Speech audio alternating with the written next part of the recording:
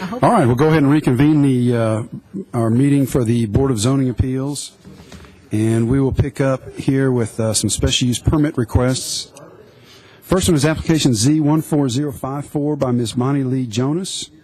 She's requesting a special use permit in order to establish an accessory structure on a lot prior to the time of the substantial completion of the construction of the principal structure to which it is accessory. And this pertains to property located in an RS-12 zone at 2820 Wright Haven Court. Mr. Blomley, if you'd review that one for us, please. Thank you, Chairman Rogers. This application, as you mentioned, is at property located at 2820 Wright Haven Court. That's a small subdivision off of Osborne Lane, just a one-street subdivision called Taylor Place. The applicant resides at 2909 Pendarvis Lane, which is in the Cambridge subdivision, just to the east of the subject property, and she owns the two vacant lots to the west, one of which is the location of the property that we are discussing.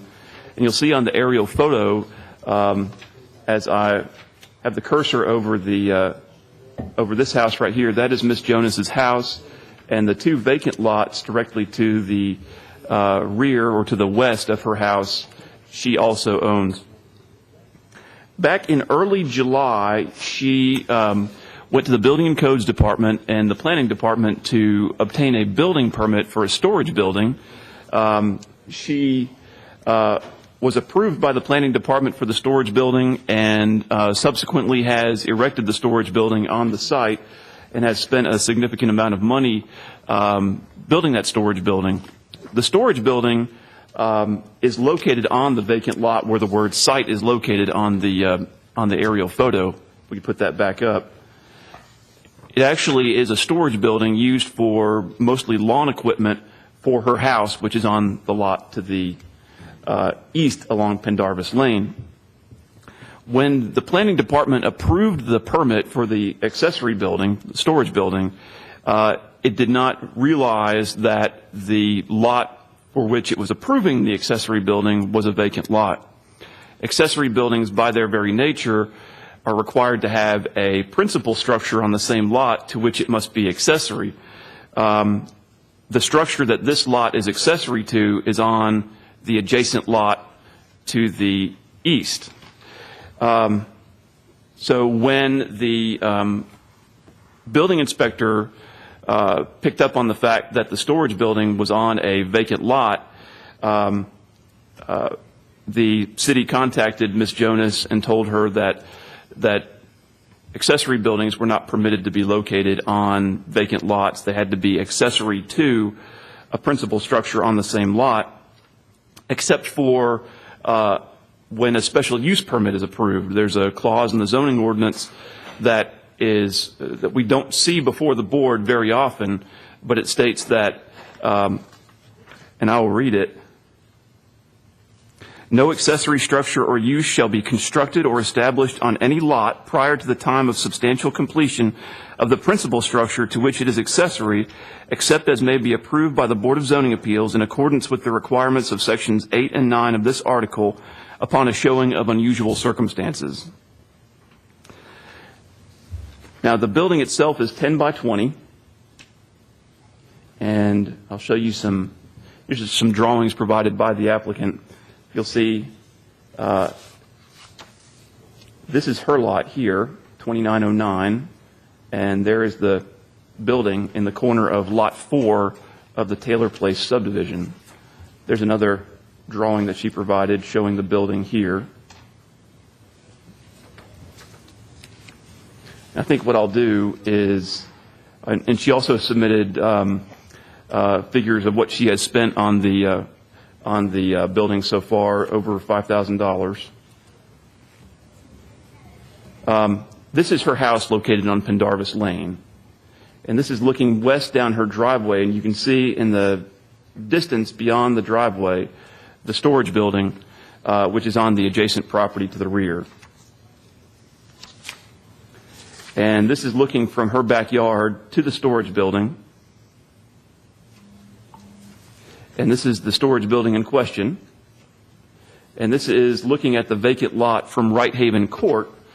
and you'll see the storage building in question at the rear of that lot. And as I mentioned, there's no house on the lot, on this vacant lot.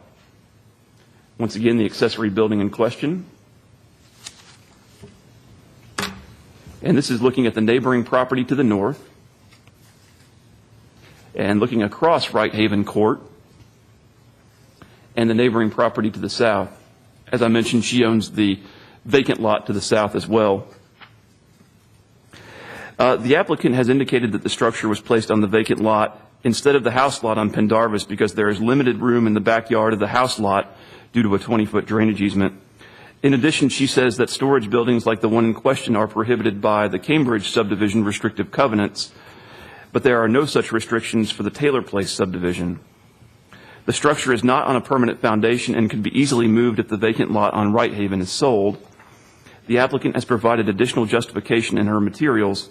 Staff did give her the option, of combining the three lots into one lot of record, but she indicated that she wants to keep the lot configuration as is in order to maintain maximum flexibility, as she does not know exactly what she will do with the two vacant lots in the future. The board should note that if the lots were combined via a subdivision plat and there was a note on the plat prohibiting vehicular access from Right Haven Court, the structure in question would be allowed in its current location as a matter of right, and no action from the BZA would be required. I will mention that Mrs. Jonas has submitted 3 letters of support from neighbors, Betty and Bob Barber at 2930 Pendarvis, Donald and Amy Roney at 2821 Right Haven Court, and Sheila Scott at 2812 Right Haven Court. Now, all 3 of those letters were submitted with her original application, so they're included in the agenda materials. And she did provide this from her neighbor at 2824 Right Haven Court, which is the neighboring property to the north. And I'll pass that out, but it is the only copy I have, so if you would be so kind as to get that back to me so I can put it in the file, I would appreciate it. With that being said, if the board wishes to approve the request, staff recommends the following condition. If the subject property, 2820 Right Haven Court, is sold, the new owner will have 1 year from the date of sale to remove the structure or commence construction of a principal structure on the lot. Mrs. Jonas is in attendance if you have any questions for her, and certainly I'll be happy to answer any questions as well. All right. Thank you, Mr. Blomley. Questions for Mr. Blomley? All right. Mr. and Ms. Jonas, anything you all would like to add to your application? Yes, ma'am.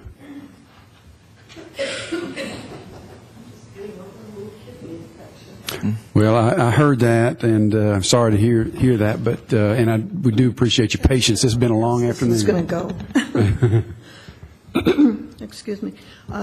Just to let you know that my husband and I, Matthew, did go to the board and, excuse me, that's from the tubes. And we seek permission to get this. We just didn't go ahead and do this on our own.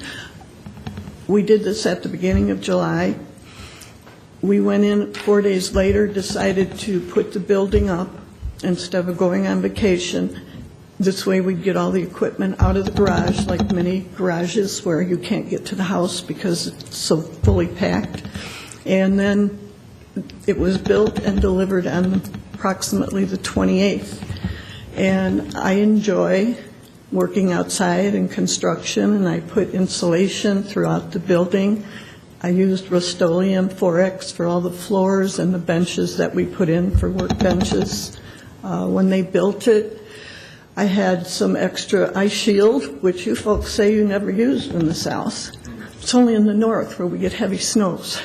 But I had them put ice shield on and then a layer of the tiger paw underlayment, and then he put the shingles on, and Don said that really was a nice situation for the building.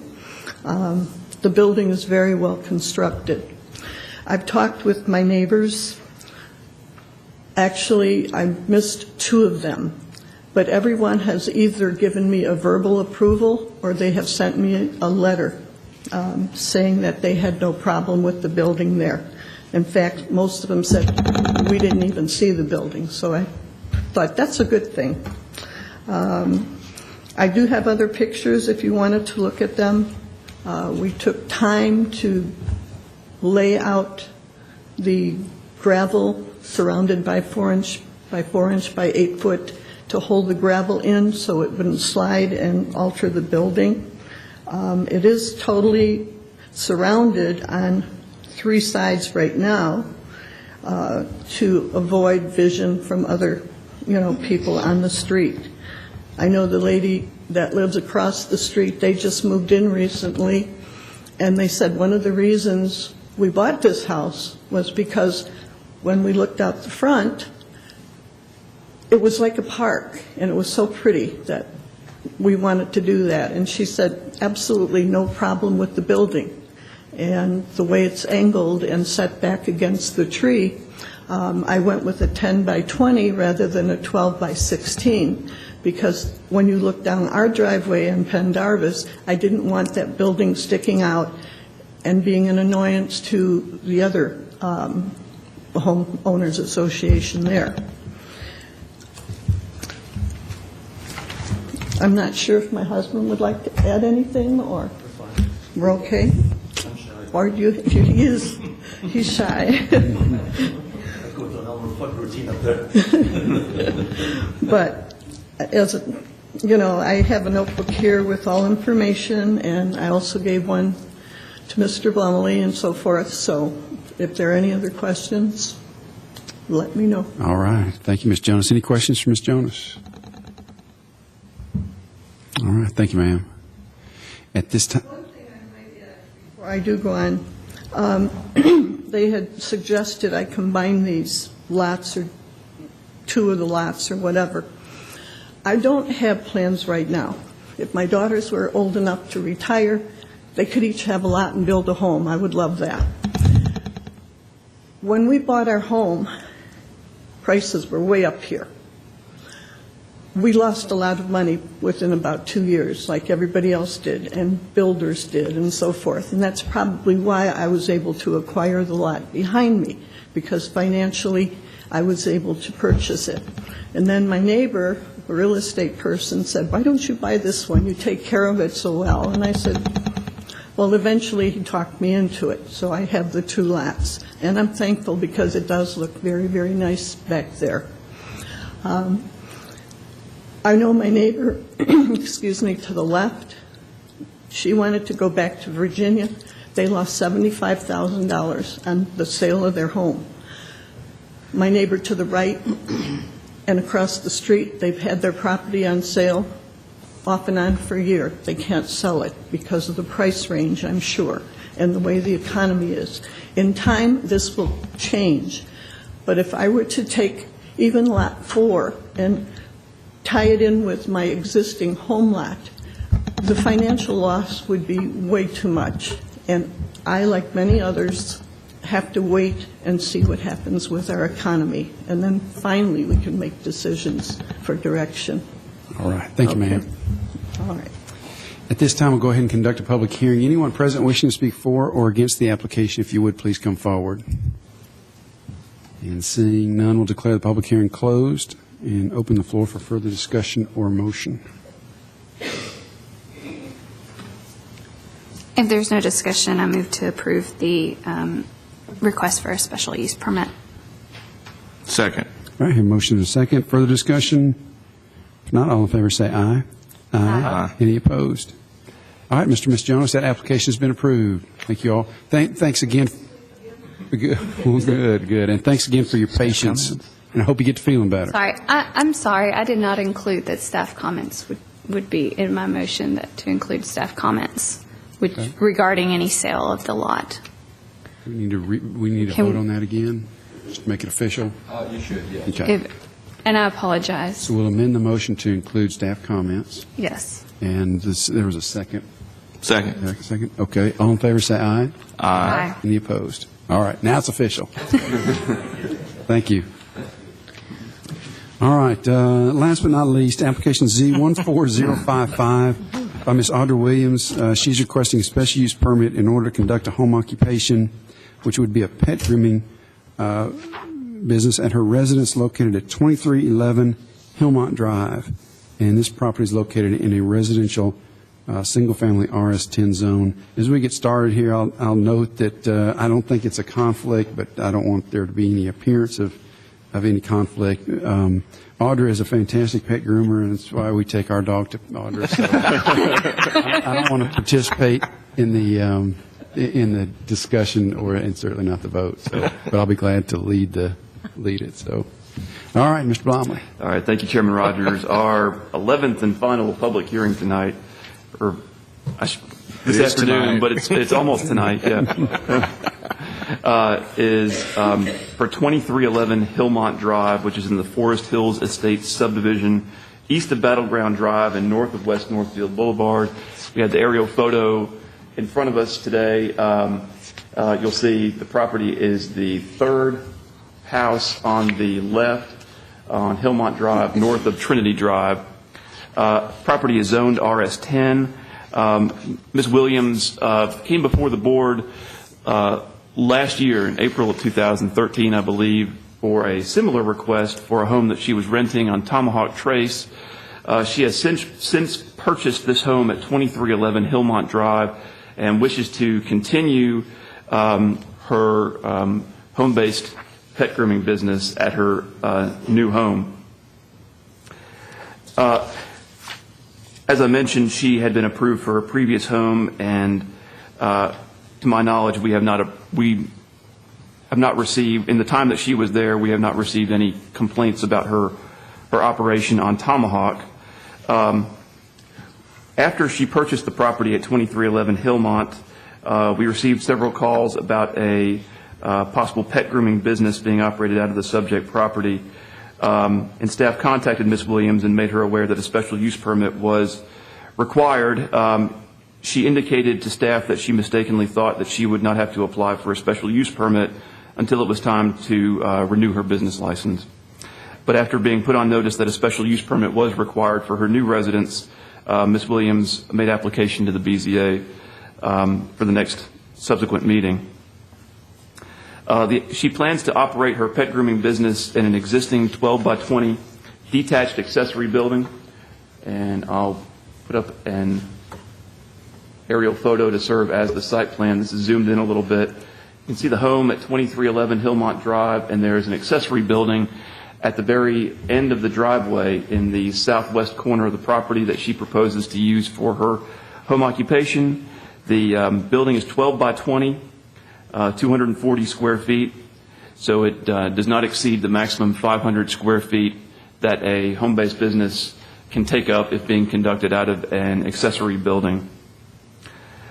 The applicant has indicated that clients will visit her house by appointment only. Her letter to the board indicates that she will groom 4 to 6 dogs per day. Days of operation will be Monday through Saturday, and hours will be Monday, Wednesday, and Friday from 10:30 a.m. to 4 p.m., Tuesday and Thursday from 8:30 a.m. until 2 p.m., and every other Saturday from 8 a.m. until 2 p.m. The subject lot has a long driveway along the south side of the house, approximately 120 feet in depth. She states that her clients will load and unload in her driveway and that they will not park in the street. There's also a turnaround at the end of the driveway, so vehicles could potentially turn around without having to back out into the street. I know that's a concern sometimes. The equipment used in the accessory building in conjunction with the business will be a grooming table and a bathtub designed specifically for bathing animals and several different sized crates to keep the dogs. She says that the animals will be inside the building at all times and will not be allowed outside. And she has also confirmed that there will be no boarding on site, that it will just be grooming. Animal boarding is prohibited as a home-based business. So if that were to occur, that would be a violation. She has indicated that she will have no employees. She is requesting approval from the BZA for a business sign to be attached to the accessory building. If approved by the board, it may not exceed 3 square feet. During staff's review of the application, it was observed that the building has been plumbed in order to accommodate the dog washing tub. It appears that a water connection has been made from the house to the accessory building. In addition, according to the applicant, the wastewater will be going into a small underground septic tank next to the accessory building. No permits were obtained prior to this work being performed. If the special use permit is approved, the applicant will need to obtain proper permits and make sure that all work is code compliant. She has been in contact with the Building and Codes Department about finding out what permits she will need and what codes the work will need to comply with, but she has not obtained those permits. In the event that the special use permit were denied, she would not want to go that far in obtaining additional permits. If the board wishes to approve this request, staff recommends the following conditions. All client visits shall be by appointment only, and there should be no more than 6 appointments per business day. Hours of operation shall be, as I've read earlier, an appointment shall not begin earlier or end later than the hours listed above. Required permits, as determined by the Building and Codes Department, must be obtained for the work that has been performed. The work must pass all required inspections prior to the applicant commencing operation of the business. And I will mention that we did receive several emails in support of her application. I received an email from Ms. Selma Pancake, who lives at 2306 Hillmont Drive, and that was included in your agenda materials. And there were also several emails that came in after the agenda went out, and so I'll provide those to you. All 4 of these are in support of the application. And now I'll show you some pictures of the property. This is the front of the house as viewed from Hillmont Drive. This is a view of the driveway with the existing accessory building at the end.